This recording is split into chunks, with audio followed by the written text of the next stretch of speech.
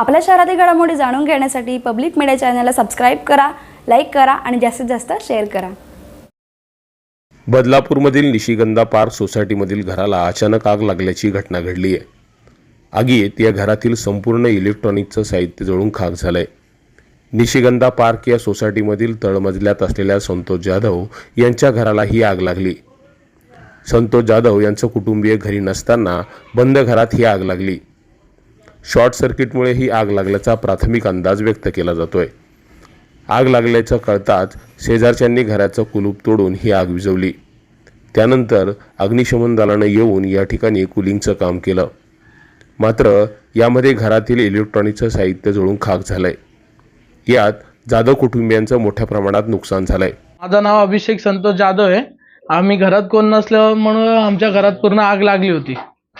ते माहित नाही कशी लागली, पण आम्ही येऊन बघितलं तर बाजूवाले येऊन सांगतात की तुमच्या घरात आग लागली आहे। सुदैवानं घरात कोणी नसल्यानं जीवितहानी मात्र टळली। Public media, Badlapur.